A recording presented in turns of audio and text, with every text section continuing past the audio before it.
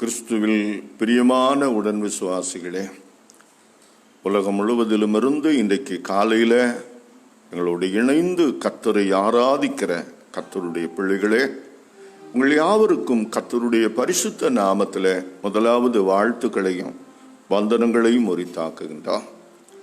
நாம் இணைந்து கர்த்தரை ஆராதிக்கலாம்.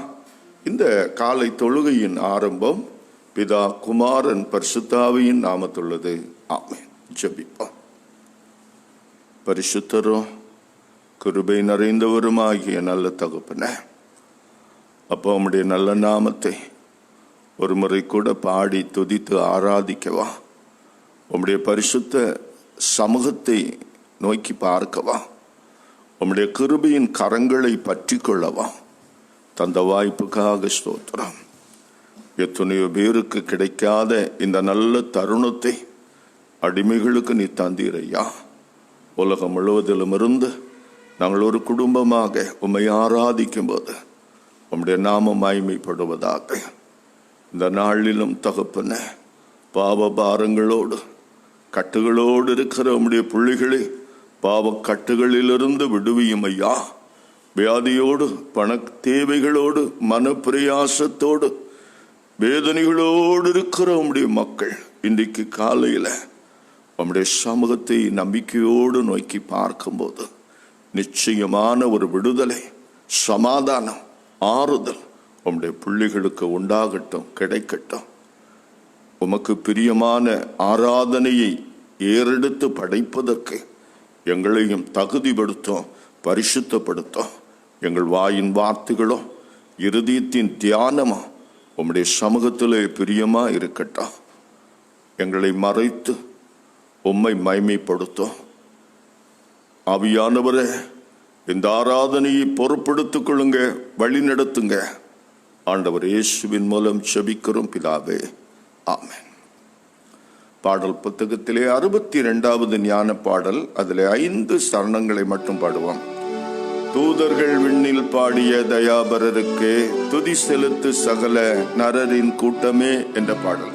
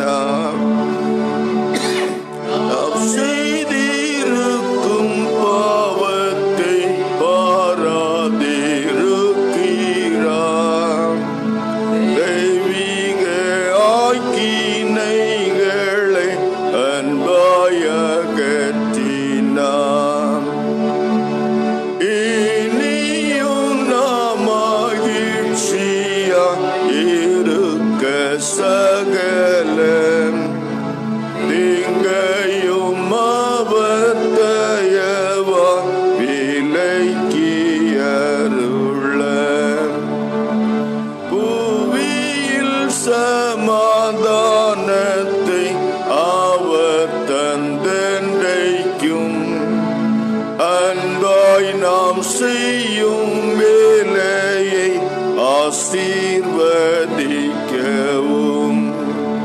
ஆமென். 26வது சங்கீதத்தை நாம் எல்லாரும் இணைந்து வாசிப்போம். சங்கீதம் 26. கர்த்தாவே, என்னை நியாயம் விசாரியும், நான் உத்தமனாய் நடக்கிறேன். நான் கர்த்தரில் நம்பிக்கை வைத்திருக்கிறேன், நான் தள்ளாடுவதில்லை. கர்த்தாவே, என்னை ஆராய்ந்து என்னை சோதித்து பாரும், என் உள்ளந்திரியங்களையும் என் இருதயத்தையும் புடமிட்டு பாரும். உமது கிருபை என் கண்களுக்கு முன் இருக்கிறதே, உமது சத்தியத்திலே நடந்து கொள்ளுவேன். வீணரோடு நான் உட்காரவில்லை, வஞ்சகரோடு நான் சேரவில்லை. தீமை செய்வோரின் கூட்டத்தை நான் பகைக்கிறேன், பொல்லாதவரோடு உட்காரேன். கர்த்தாவே, நான் துதியின் சத்தத்தை தொனிக்க பண்ணி உமது அதிசயங்களை எல்லாம் விவரிக்கும்படி குற்றமில்லாமையிலே என் கைகளை கழுவி உமது பீடத்தை சுற்றி வருவேன். கர்த்தாவே, நிர்வாசமாய் இருக்கிற ஆலயத்தையும் உமது மகிமை தங்கியிருக்கிற ஸ்தலத்தையும் நேசிக்கிறேன். என் ஆத்துமாவை பாவிகளோடும் என் ஜீவனை இரத்தப்பிரியரோடும் கூட வாரிக்கொள்ளாதையும். அவர்கள் கைகளில் தீவினை இருக்கிறதே, அவர்கள் வலது கை பரிதானம் நிலைத்திருக்கிறதே. நானோ உத்தமனாய் நடப்பேன், என்னை மீட்டருளோ, என்மேல் இரக்கமாயிரும். என் கால் சமமான இடத்திலே நிற்கிறதே, சபைகளிலே நான் கர்த்தரை துதிப்பேன். பிதாவுக்கும் குமாரனுக்கும் பரிசுத்த ஆவிக்கும் மகிமை உண்டாவதாக, ஆதியிலும் இப்போதும் எப்போதுமான சதா காலங்களாய் இருக்கிறபடியே ஆமென். இன்றைக்காக கொடுக்கப்பட்ட திருமறை பகுதிகளை வாசிக்க கேட்போம். இந்த நாளுக்காக தரப்பட்டிருக்கிற நிருப பகுதி அப்போஸ்தலனாகிய பவுல் ரோமருக்கு எழுதிய நிருபம் 2ஆம் அதிகாரம் 1 முதல் 6 வரையுள்ள வசனங்கள். ரோமர் 2ஆம் அதிகாரம் 1 முதல் 6 வரை. ஆகையால் மற்றவர்களை குற்றவாளியாக தீர்க்கிறவனே, நீ யாரானாலும் சரி, போக்கு சொல்ல உனக்கு இடமில்லை. நீ குற்றமாக தீர்க்கிறவைகள் எவைகளோ அவைகளை நீயே செய்கிறபடியா நீ மற்றவர்களை குறித்து சொல்லுகிற தீர்ப்பினாலே உன்னைத்தானே குற்றவாளியாக தீர்க்கிற. இப்படிப்பட்டவைகளை செய்கிறவர்களுக்கு தேவனுடைய நியாய தீர்ப்பு சத்தியத்தின்படியே இருக்கிறது என்று அறிந்திருக்கிறான். இப்படிப்பட்டவைகளை செய்கிறவர்களை குற்றவாளிகள் என்று தீர்த்தும் அவைகளையே செய்கிறவனே, நீ தேவனுடைய நியாய தீர்ப்புக்கு தப்பிக்கொள்ளலாம் என்று நினைக்கிறாயா? அல்லது தேவ தயவு நீ குணப்படும்படி உன்னை ஏவுகிறது என்று அறியாமல் அவருடைய தயவு, பொறுமை, நீடிய சாந்தம் இவைகளின் ஐஸ்வர்யத்தை அசட்டை பண்ணுகிறாயா? உன் மன கடினத்திற்கும் குணப்படாத இருதயத்துக்கும் ஏற்றபடி தேவனுடைய நீதியுள்ள தீர்ப்பு வெளிப்படும் கோபாக்கினை நாளில உனக்காக கோபாக்கினையை குவித்து கொள்கிறாயே. தேவன் அவனவனுடைய கிரியைகளுக்கு தக்கதாய் அவனவனுக்கு பலனளிப்பான். இன்றைக்காக கொடுக்கப்பட்ட நற்செய்தி பகுதி பரிசுத்த லூக்கா எழுதிய நற்செய்தினோ 6ஆம் அதிகாரம் 36 முதல் 42 வரை உள்ள வசனங்கள். லூக்கா நற்செய்தி நூல் 6ஆம் அதிகாரம் 36 முதல் 42 வரை. ஆகையால் உங்கள் பிதா இரக்கமுள்ளவராய் இருக்கிறது போல நீங்களும் இரக்கமுள்ளவர்களாய் இருங்கள். மற்றவர்களை குற்றவாளிகள் என்று தீர்க்காதிருங்கள், அப்பொழுது நீங்களும் குற்றவாளிகள் என்று தீர்க்கப்படாதிருப்பீர்கள். மற்றவர்களை ஆக்கினைக்குள்ளாகும்படி தீர்க்காதிருங்கள், அப்பொழுது நீங்களும் ஆக்கினைக்குள்ளாக தீர்க்கப்படாதிருப்பீர்கள். விடுதலை பண்ணுங்கள், அப்பொழுது நீங்களும் விடுதலை பண்ணப்படுவீர்கள். கொடுங்கள், அப்பொழுது உங்களுக்கு கொடுக்கப்படும். அமுக்கி குலுக்கி சரிந்து விழும்படி நன்றாய் அளந்து உங்கள் மடியிலே போடுவார்கள். நீங்கள் எந்த அளவினால் அளக்கிறீர்களோ அந்த அளவினால் உங்களுக்கும் அளக்கப்படும் என்றார். பின்னும் அவர் ஒரு ஓமையை அவர்களுக்கு சொன்னார். குருடனுக்கு குருடன் வழிகாட்டக்கூடுமோ? இருவரும் பள்ளத்தில் விழுவார்கள் அல்லவோ? சீஷன் தன் குருவுக்கு மேற்பட்டவன் அல்ல, தேறினவன் எவனும் தன் குருவை போல் இருப்பான். நீ உன் கண்ணில் இருக்கிற உத்தரத்தை உணராமல் உன் சகோதரன் கண்ணில் இருக்கிற துரும்பை பார்க்கிறது என்ன? அல்லது நீ உன் கண்ணில் இருக்கிற உத்தரத்தை உணராமல் உன் சகோதரனை நோக்கி, சகோதரனே, நான் உன் கண்ணில் இருக்கிற துரும்பை எடுத்து போடட்டும் என்று நீ சொல்வது எப்படி? மாயக்காரனே, முன்பு உன் கண்ணில் இருக்கிற உத்தரத்தை எடுத்து போடு, பின்பு உன் சகோதரன் கண்ணில் இருக்கிற துரும்பை எடுத்து போட வகை பார்ப்பாய் என்பது. இன்றைக்கான நற்செய்தி பகுதியும் வாசித்து முடிந்தது. திருமறை பகுதிகளை வாசிக்க கேட்டனா திரியேக கடவுளில் நாம் வைத்திருக்கிற விசுவாசத்தை பயபக்தியோடு அப்போஸ்தலர் விசுவாச பிரமாணத்தின்படி அறிக்கை செய்வோம். பரலோகத்தையும் பூலோகத்தையும் படைத்த சர்வத்திற்கும் வல்ல பிதாவாகிய கடவுளை விசுவாசிக்கிறேன். அவருடைய ஒரே பேரான குமாரனும் நம்முடைய ஆண்டவருமாகிய இயேசு கிறிஸ்துவை விசுவாசிக்கிறேன். இவர் பரிசுத்த ஆவியினால் கற்பத்தில் உற்பவித்து கன்னிமரியாளிடத்தில் பிறந்து பொந்திய பிலாத்துவின் கீழ் பாடுபட்டு சிலுவையில் அறையுண்டு மரித்து அடக்கம் பண்ணப்பட்டார். பாதாளத்தில் இறங்கி 3ஆம் நாள் மரித்தோலிருந்து உயிர்த்தெழுந்தார். பரத்துக்கேறி சர்வத்திற்கும் அல்ல பிதாவாகிய கடவுளின் வலது பாசத்தில் வீற்றிருக்கிறார். அவ்விடத்திலிருந்து உயிருள்ளோரையும் மரித்தோரையும் நியாயம் தீர்க்க வருவார். பரிசுத்த ஆவியானவரை விசுவாசிக்கிறேன். பொதுவான பரிசுத்த கிறிஸ்தவ சபையும் பரிசுத்தவான்களின் ஐக்கியமும் பாவ மன்னிப்பும் சரீர உயிர்த்தெழுதலா நித்திய ஜீவனும் உண்டென்று விசுவாசிக்கிறேன். ஆமென். நம்முடைய பிதாவாகிய கடவுளிடமிருந்தும் கர்த்தராகிய இயேசு கிறிஸ்துவிடமிருந்தும் இந்த வியாழக்கிழமை காலையில் உங்கள் ஒவ்வொருவருக்கும் கிருபையும் சமாதானமும் பெருக கடவுதே. ஆமென். கிறிஸ்துவில் பிரியமானவர்களே, மீண்டும் ஒரு காலை பொழுதில் முகநூல் வழியாக நம் ஒருவரை ஒருவர் பார்த்து கர்த்தரை ஆராதிக்கவும் ஆண்டவருடைய வார்த்தையை சிந்திக்கவும் தேவன் கிருபை செய்தார். இந்த நாளின் காலை சிந்தனைக்கென்று ஆவியானவர் கொண்டு வருகிற இறை வார்த்தை மத்தேயு நற்செய்தி நூல் 7ஆம் அதிகாரம் 1வது வசனம் 2வது வசனம். நீங்கள் குற்றவாளிகள் என்று தீர்க்கப்படாதபடிக்கு மற்றவர்களை குற்றவாளிகள் என்று தீர்க்காதிருங்கள். ஏனெனில் நீங்கள் மற்றவர்களை தீர்க்கிற தீர்ப்பின்படியே நீங்களும் தீர்க்கப்படுவீர்கள். நீங்கள் மற்றவர்களுக்கு அளக்கிற அளவின்படியே உங்களுக்கும் அளக்கப்படும். கிறிஸ்துவில் மிகவும் பிரியமானவர்களே, நம்ம வழக்கமாக சாதாரணமாக செய்கிற ஒரு தவறு, மற்றவர்களை திடீரென்று குற்றப்படுத்துவது அல்லது நியாயம் தீர்ப்பது, பிளேமிங் அண்ட் ஜட்ஜிங். இது சாதாரணமாக செய்து விடுகிறோம். நான் எந்த தவறை செய்கிறேன், நான் எப்படி இருக்கிறேன், இந்த தவறு என்னிடத்தில் இருக்கிறதா, இதை பற்றியெல்லாம் நாம கவலைப்படுகிறதே கிடையாது. ஒருவேளை நான் என் சகோதரன் அல்லது சகோதரியினுடைய தவறே இப்படி சுட்டி காட்டுகிறதுனால, கடிந்து கொள்கிறதுனால அவன் என்னை ஒரு நல்லவனாக நினைப்பான், அல்லது நான் அவனை விட உயர்ந்தவன் பரிசுத்தனாக என்னை காண்பிக்க நினைக்கிறேன் என்பது என்னுடைய எண்ணம். என்னுடைய உள் மனதிலே அதுதான் சிந்தனை.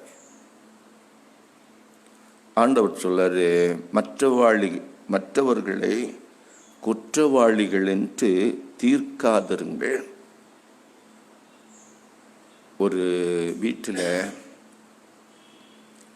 குடும்ப தலைவர் வெளியிலிருந்து வீட்டுக்கு வருகிறார். தன்னுடைய மனைவியை பேர் சொல்லி கூப்பிடுகிறார். மனைவி கதவை திறப்பதற்கு சற்று தாமதமாகிவிட்டது. இவருக்கு என்ன சந்தேகம்னா, நம்முடைய மனைவிக்கு முன்ன போல காது கொஞ்சம் கேட்கலையோ, வர வர அவளுக்கு காது கேட்கறது கொஞ்சம் குறைவா இருக்குமா என்று இவருடைய மனதில் நினைத்து கொண்டார். மனைவி வந்தாங்க, கதவை திறந்தாங்க. சமையல் கட்டில் போய் தன்னுடைய வேலையை பார்க்க தொடங்கினாங்க. இவருக்கு வெளியிலிருந்து வரும்போதே ஒரு சந்தேகம் இருந்து பாருங்க, என் மனைவிக்கு காது கொஞ்சம் கேட்கறது குறைவாக இருக்கிறதோ, அவளுடைய காது மந்தமாகி விட்டதோ என்கிற சந்தேகம் மனசுல வந்துட்டு, இவர் வீட்டுக்குள்ள வந்த உடனே சமையல் கட்டில வேலை பார்த்து கொண்டிருந்த அந்த அம்மாவை மறுபடியும் பெயர் சொல்லி கூப்பிட்டார். அந்த அம்மா பதிலே சொல்லலை. இவருக்கு கொஞ்சம் உறுதியாச்சு, சரிதான், நாம யோசித்தது சரிதான். முதல்ல வெளியிலிருந்து கூப்பிடும் போதும் அந்த அம்மா கொஞ்சம் தாமதமாக தான் வந்து கதவை திறந்தாங்க. இப்போ கூப்பிட்ட பதிலே சொல்லலை. ஆகையினால அவங்க பின்னால போய் நின்று கொண்டு கூப்பிட்டாரு. அந்த அம்மா அப்பமும் பதில் கொடுக்கல. இப்ப இவருக்கு உறுதியாகிட்டு, என் மனைவிக்கு காது மந்தம் என்று இவருடைய மனதுக்குள்ள தீர்மானித்து விட்டார்.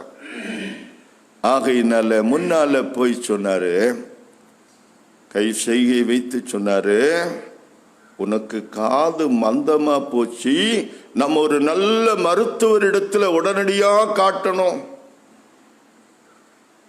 அந்த அம்மா சிரிச்சிட்டே சொல்லிச்சான், எதுக்கு இவ்வளவு ஆதங்கப்படுவீங்க, ஆத்திரப்படுங்க, சத்தம் போடுங்க? 4 தடவை என்ன கூப்பிட்டீங்கன்னா நான் கேட்டுட்டு தானே இருந்தேன். என்ன எனக்கு கேட்கலன்னு நினைச்சீங்களா? 4 தடவை கூப்பிட்டீங்களே, ஒரு தடவை கூப்பிட்ட போதாதா? அப்பந்தான் இவருக்கு புரிந்தது, காது அவங்களுக்கல்ல, எனக்கு காதும் வந்தோம், இருதயமும் வந்தோம்.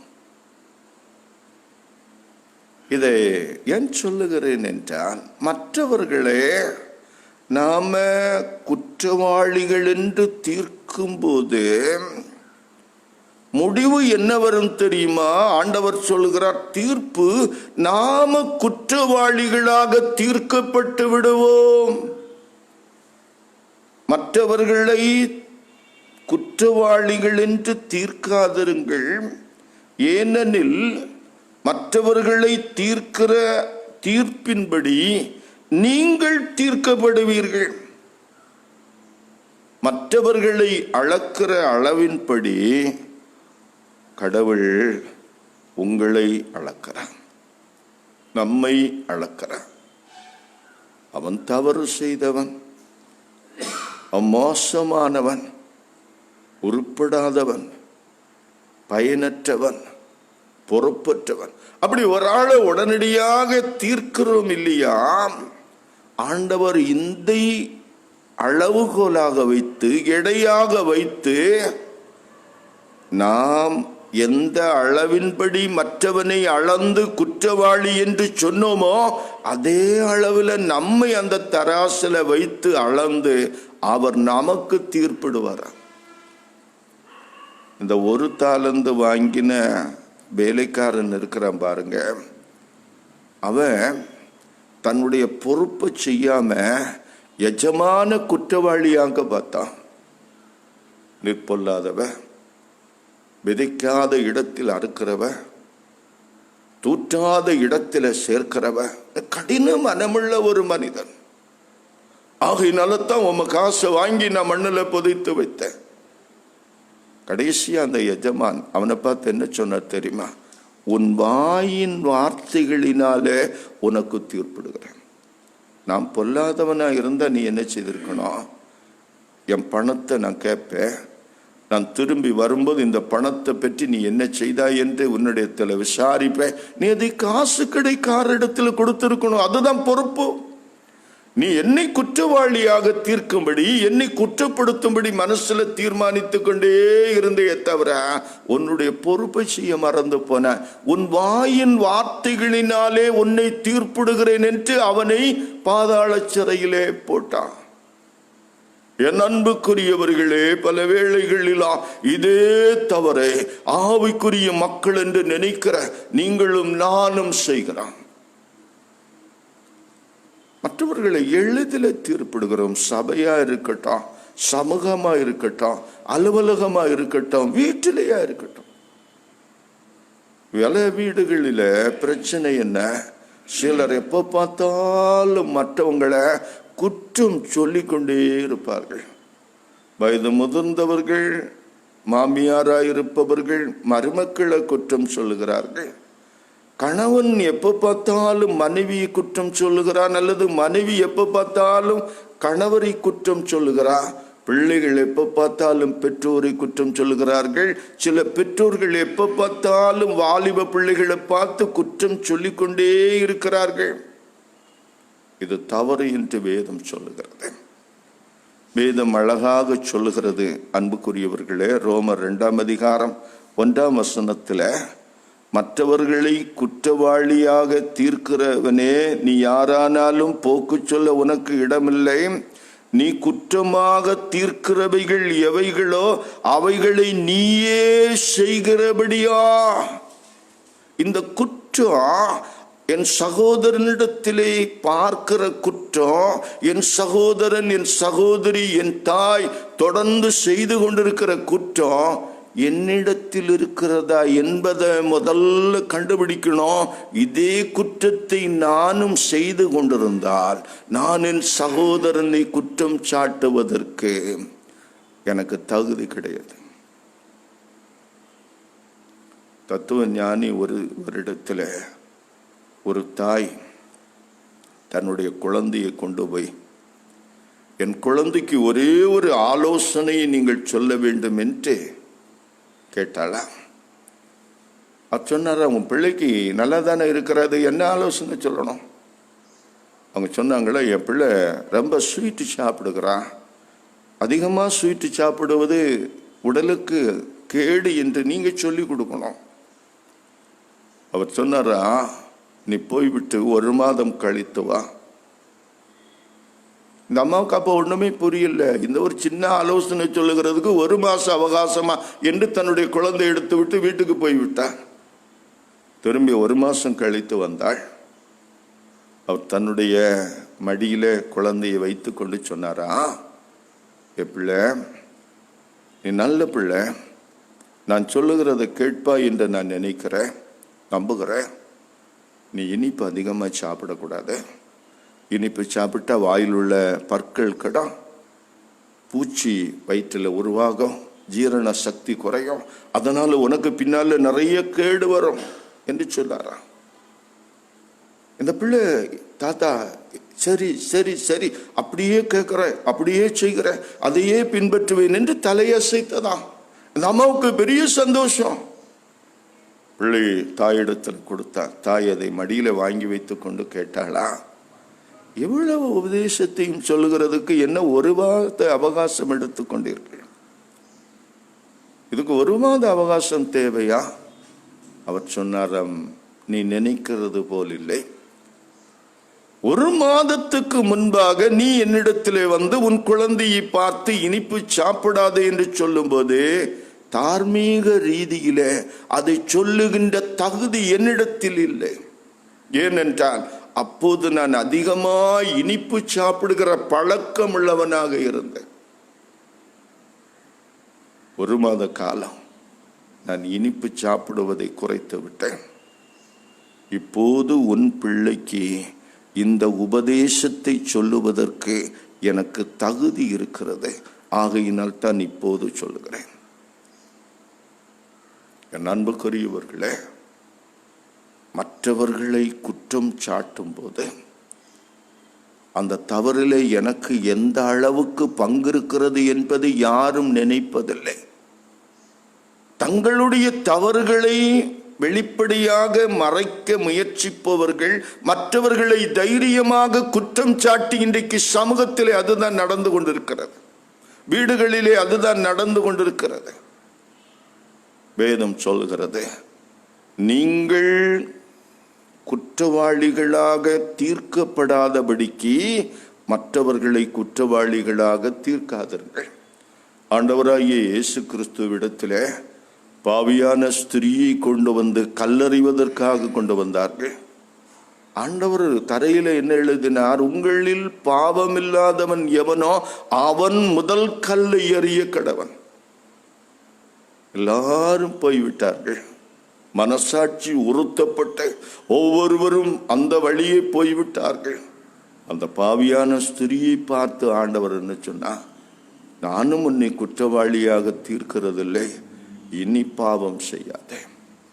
ஆண்டவர் அந்த பெண்ணை நியாய தீர்ப்பு செய்யவில்லை, அவளை மனம் திரும்புதலுக்கு வழி நடத்தினார். இனி பாவம் செய்யாதே. கடந்த காலத்தில் நீ பாவியாயிருந்தது உண்மை, நீ பாவ செயலை செய்தது உண்மை, இந்த சமூகத்தினுடைய தீர்ப்புக்கு நீ ஆளானது உண்மை.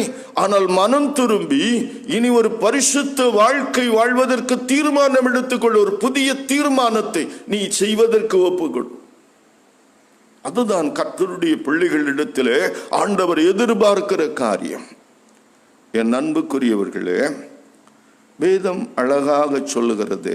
ரோமர் 2:16 இப்படி சொல்லுகிறது, மனுஷருடைய அந்தரங்கங்களை குறித்து நியாய தீர்ப்பு கொடுக்கும் நாளில் மனுஷன் தன்னுடைய வெளியரங்கத்தை மட்டும்தான் உலகத்துக்கு காண்பிக்கிறான். அதில் சிறப்பாக நடிப்பவர்கள் நல்லவர்களை போலவும், நடிக்க தெரியாதவர்கள் மோசமானவர்கள் போலவும் காண்பிக்கப்படுகிறார்கள். ஆனா ஆண்டவர் வெளி தோற்றத்தை வைத்து மதிப்பிடுகிறவர் அல்ல, நியாய தீர்ப்பு செய்கிறவர் அல்ல. அந்தரங்கங்களை நியாயாசனத்தில் கொண்டு வந்து நியாயம் தீர்க்கிறவர். அந்த நாளில் யாரெல்லாம் தீர்ப்புக்கு முன்னால வருவார்கள், நியாய தீர்ப்பிலே வருவார்கள் என்பதை ஆண்டவர் அறிந்திருக்கிறார். ஏனென்றால் அவர் அந்தரங்கங்களை குறித்து நியாயம் தீர்ப்பு கொடுக்கிறவர். மறந்துவிடக் கூடாது. நம்முடைய வெளிப்படையான தோற்றத்தை நாம் மறைக்கலாம். நம்முடைய அந்தரங்க அசுத்தங்களை பார்த்து நியாயம் தீர்க்கிறவர், அந்தரங்க அநியாயங்களை பார்த்து நியாயம் தீர்க்கிறவர் நம்முடைய ஆண்டவர். மறந்துவிடக்கூடாது. யாக்கோபு 4:12 சொல்லுகிறது, ரட்சிக்கவும் அழிக்கவும் வல்லமை உள்ளவர், ஆகையினால் மற்றவர்களை குற்றப்படுத்த நீயா? நியாயம் தீர்க்கும் அதிகாரத்தை தேவன் மனிதனுக்கு கொடுக்கவில்லை. அவர் ரட்சிக்கவும் வல்லவர், அழிக்கவும் வல்லவர், நியாயம் தீர்க்கவும் வல்லவர். ஆகையினால் அந்த பொறுப்பை அவருக்கு விட்டுவிட வேண்டும். மற்றவர்களை குற்றவாளிகளாக தீர்க்கிறதற்கு நமக்கு உரிமை இல்லை, நமக்கு அதிகாரமும் இல்லை.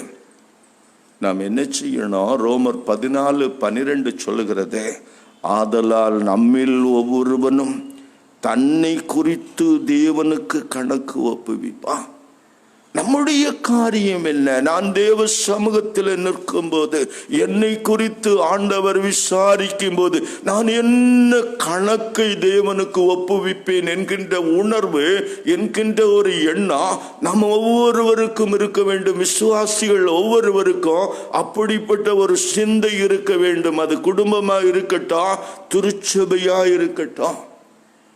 இரண்டாவது வேதம் சொல்லுகிறது, ரோமர் 2:4 நீ குணப்படும்படிக்கு தேவ தயவு ஏவுகிறது, அவரது தயவு பொறுமை நீடிய சாந்தம் இவைகளின் ஐஸ்வரியத்தை அசட்டை பண்ணுகிறாயே.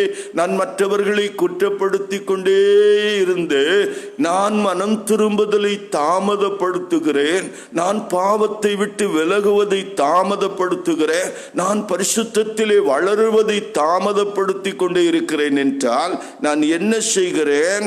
நான் தேவனுடைய தயவு பொறுமை நீடிய சாந்தம் இவைகளை அசட்டை பண்ணுகிறேன். எப்ப பார்த்தாலும் மற்றவர்களை குற்றம் சாட்டுகிறேன், மற்றவர்களை குறை சொல்லுகிறேன். ஆனா நான் திருந்தவே இல்லை, மனம் திரும்பவே இல்லை. முடிவென்ன தெரியுமா? நான் ஆண்டவருடைய கிருபையை அசட்டை பண்ணி இருக்கிறேன். அது ஒரு பெரிய பாவம். காலத்தை பிரயோஜனப்படுத்தாமல், கிருபையை சொந்தமாக்காமல், வாய்ப்புகளை தட்டிவிட்டு தேவ சமூகத்தில் ஒரு பதிலும் சொல்ல திராணியற்றவளாக நான் தேவ சமூகத்தில் நிற்க முடியும். வேதம் சொல்லுகிறது, அன்புக்குரியவர்களை, உலகத்தை ஆக்கினைக்குள்ளாக தீர்ப்பதற்கு தேவன் தம்முடைய குமாரனை அனுப்பாமல் அவராலே உலகம் ரட்சிக்கப்படும்படிக்கு அனுப்பினார் என்று யோவான் 3:17 சொல்லுது. உலகத்தை குற்றம் சாட்டிக்கிட்டே இருப்பது தேவனுக்கு நோக்கம் அல்ல. ஆண்டவருக்கு மனுஷன் மேல குற்றம் சாட்டுவதற்கு 1000 காரணம் இருக்கிறது. அவர் மனுஷனு குற்றம் சாட்டி கொண்டே இருக்கலாம். நீ என் கற்பனையை மீறின, என் உடன்படிக்கையை மீறின, என் சித்தத்துக்கு மாற நடந்த, ஆகையினால் தான் உன்னை நான் தண்டிக்கிறேன், ஆகையினால் தான் உன்னை அழித்துப்பட தீர்மானிக்கிறேன், ஆகையினால் தான் உனக்கு கஷ்டத்தை கொடுக்கிறேன் என்று சொல்லுவதற்கு ஆண்டவருக்கு 1000 காரணம் இருக்கிறது. அவரால் சொல்ல முடியும். ஏனென்றால் அவர் பாவமே இல்லாத சுத்த கண்ணன், பரிசுத்தமும் நீதியும் உள்ள தேவன். ஆனா அவரு அப்படி செய்யல, செய்ய விரும்பவும் இல்லை. தம்முடைய குமாரனை எதுக்கு அனுப்பினாரு? உலகத்தை ஆக்கினைக்குள்ளாக தீர்க்காமல் இயேசு கிறிஸ்துவினால எல்லா பாவிகளும் ரட்சிக்கப்பட வேண்டும் என்பதற்காக அவர் குற்றங்கள், அக்கிரமங்கள், மீறுதல்கள் எல்லாவற்றையும் தம்முடைய குமாரன் மேல செலுத்தி நம்முடைய மீறுதல்களின் நிமித்தம், அக்கிரமங்களின் நிமித்தம் கல்வாரி சிலுவையில அவரை பலியாக ஒப்பு கொடுத்தார். அவருடைய இரத்தத்தினால நமக்கு பாவ மன்னிப்பு, அவருடைய இரத்தத்தினால் நமக்கு மன்னிப்பு, நமக்கு மீட்பு, நமக்கு வாழ்வு. இதுதான் தேவனுடைய சித்தம். மறந்துவிடக் கூடாது என் அன்புக்குரியவர்களே. மற்றவர்களை குற்றம் சாட்டி கொண்டே நான் மனம் திரும்பாமல் இருக்கும்போது நான் தேவனுடைய தயவை மறக்கிறேன், தேவனுடைய சித்தத்தை எதிர்க்கிறேன், ஆண்டவருடைய நல்ல அன்புள்ள இதயத்துக்கு நான் வேதனையை கொடுக்கிறேன். கடைசியா யாக்கோபு 5:9 சொல்லுகிறது, நீங்கள் நியாயம் தீர்க்கப்படாதபடி ஒருவருக்கொருவர் விரோதமாய் முறையிடாதீர்கள். ஆண்டவருடைய சமூகத்தில் கூட நிறைய பேர் ஜெபம் பண்ணும்போது தங்களுடைய பாவத்தை தாழ்த்தி அறிக்கையிட்டு மன்னிப்பு கேட்கிறத விடவும் அலுவலகத்தில், வீட்டில் தங்களுக்கு பிடிக்காதவங்க, தங்களை ஏசினவங்களை ஆண்டவரிடத்தில் சொல்லி, ஆண்டவரை நீங்க பாருங்க, நீங்க கேளுங்க, நீங்க உடனே அவங்கள நியாயம் தீருங்க. இது உண்மையா இருந்தா நாளைக்கு நான் அதை பார்க்கணும். நீர் உண்மையான தெய்வமா இருந்தால் நாளைக்கு அந்த ஆளுக்கு உண்டாகிற காயத்தை, கஷ்டத்தை என் கண்ணால காணணும். அப்படி விடாப்பிடிய தேவ சமூகத்தை பிடித்துக் கொள்வார்கள். இந்த யோனா தீர்க்கதரிசி இருக்கிறார் பாருங்க, அவருக்கு இதுபோல ஒரு கெட்ட எண்ணம். அசீரியர்கள் இஸ்ரவேலர்களை அதிகமாய் காயப்படுத்தினவர்கள், வேதனைப்படுத்தினவங்க, அழித்தவங்க, சித்திரப்பதப்படினவங்க. அசீரியர்களை குறித்த ஒரு பாரம், அவர்களை குறித்த ஒரு கோபம் இஸ்ரவேலர்கள் ஒவ்வொருவருக்கும் உண்டு. அதுல யோனா விதிவிலக்கல்ல. யோனா தேவ மனிதன் தான், தேவனால் தெரிந்து கொள்ளப்பட்ட தீர்க்கதரிசி தான். ஆனா ஆண்டவர் நினிவே பட்டணத்தில் இருக்கிற வலதுகைக்கும் இடதுகைக்கும் வித்தியாசம் இல்லாம 1,20,000 அதிகமான மக்களை காப்பாற்றுவதற்கு அவர் ஆதங்கப்படுகிறாரு, பாரப்படுகிறாரு. இந்த யோனாவோ கடைசி வரையிலும் நினிவின் அழிவைத்தான் எதிர்நோக்கி இருந்தான். சில நல்ல தேவ பிள்ளைகள் என்று வெளியிலே அறியப்பட்டவர்கள் கூட அந்தரங்கத்தில் பழி வாங்குதலையும் மற்றவர்களுக்கு உண்டாகிற அழிவையும் பார்ப்பதற்கு விரும்புகிறார்கள், ஜெபிக்கிறார்கள். வேதம் சொல்லுகிறது, நீங்கள் நியாயம் தீர்க்கப்படாதபடிக்கு அப்படி ஒருவருக்கொருவர் விரோதமாய் முறையிடாதுங்கள். தேவ சமூகத்தில் ஆனாலும் சரி முறையிடாதுங்க. அது உங்களுக்கு நல்லா இருக்காது. இப்போது நீங்க ஒருவேளை நல்லவர்களை போல நினைத்து அவர்களுக்கு உண்டாகிற தீங்க பார்க்கறதுக்கு சந்தோஷப்படணும்னு விரும்புவீங்க. ஆனா அது உங்களுக்கு பேர்ல திரும்பக்கூடும். என் அன்புக்குரியவர்களை, இன்றைக்கு காலையில இந்த விஷயத்துல ஜாக்கிரதையா இருப்போம், தெளிவா இருப்போம்.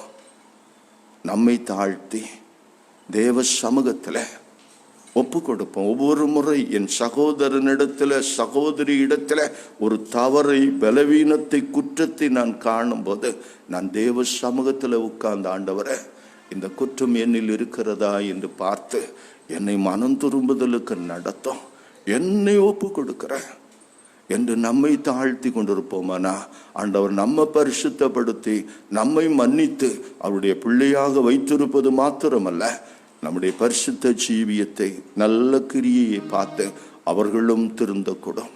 அவர்களுக்குள்ளும் மனம் திரும்புதலை உண்டாக்க நம் தேவன் வல்லவர். அதற்குரிய கிருபையை, ஆற்றலை தூயாவியானவர் தமது வார்த்தையினால் சாக்கிரமத்தினால் நமக்கு தந்து நம்மை நடத்துவாராக. ஆமென். எல்லா புத்திக்கும் மேலான தேவ சமாதானம் உங்கள் இருதயங்களையும் சிந்தனைகளையும் கிறிஸ்து இயேசுவுக்குள் பலப்படுத்தி காப்பதாக. ஆமென். நாம் ஜெபத்துக்கு ஆயத்தமாக கல்வாரி கீதங்களில் 181வது பாடல், உங்க கிருபைதான் என்னை தாங்குகின்றது, உங்க கிருபைதான் என்னை நடத்துகின்றது என்ற பாடல் சேர்ந்து பாடுவோம்.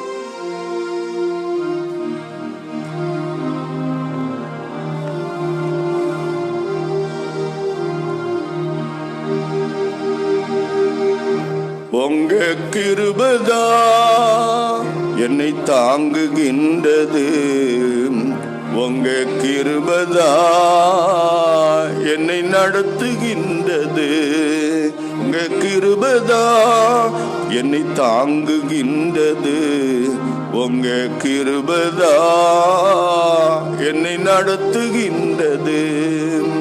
கிருபையே கிருபையே மாறாத நல்ல கிருபையே, கிருபையே கிருபையே மாறாத நல்ல கிருபையே.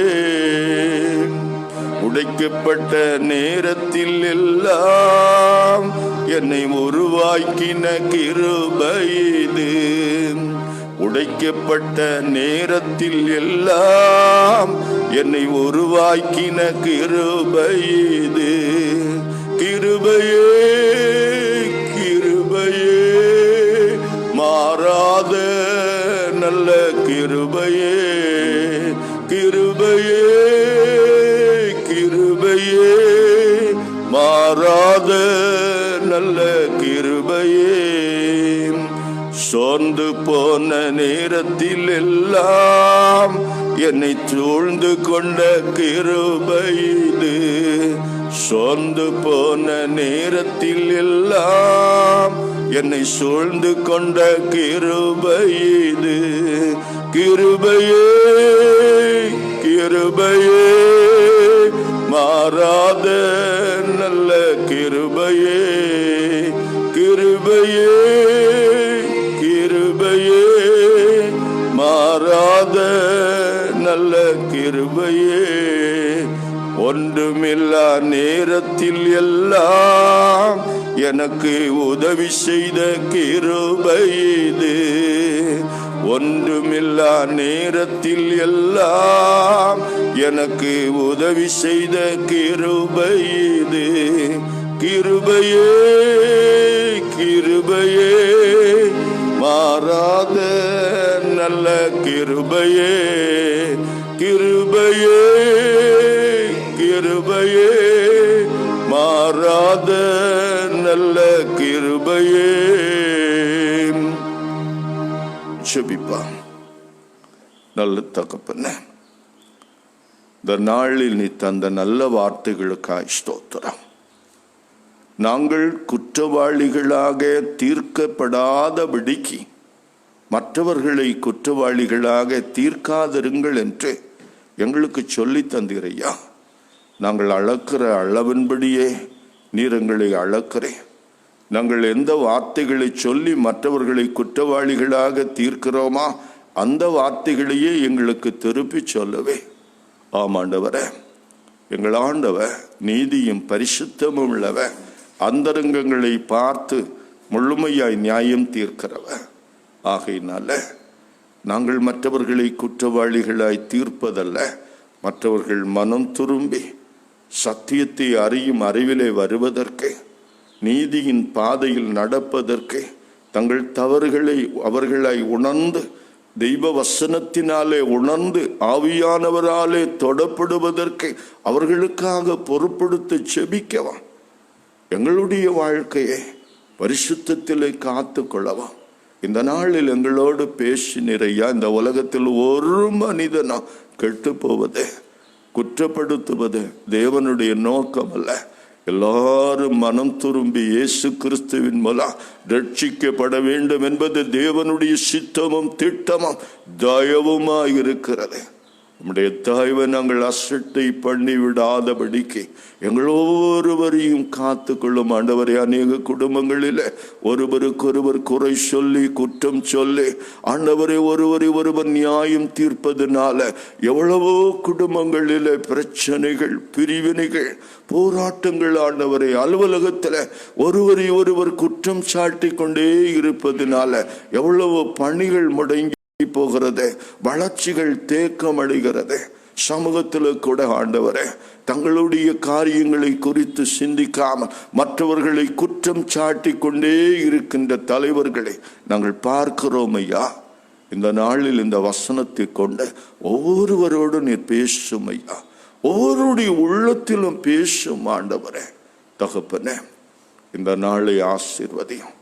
இந்த நாளின் கடமைகளை பொறுப்போடு செய்ய கிருபை தாரும். பலவிதமான வேலைகளை, பணிகளை செய்ய போகிற பிள்ளைகள் ஒவ்வொருவருக்கும் போதிய கிருபையை கொடும், நன்மையை கொடும், சமாதானத்தை கொடுங்க ஐயா. வேலைக்கு செல்லும்போது வரும்போது காத்துக்கொள்ளும்.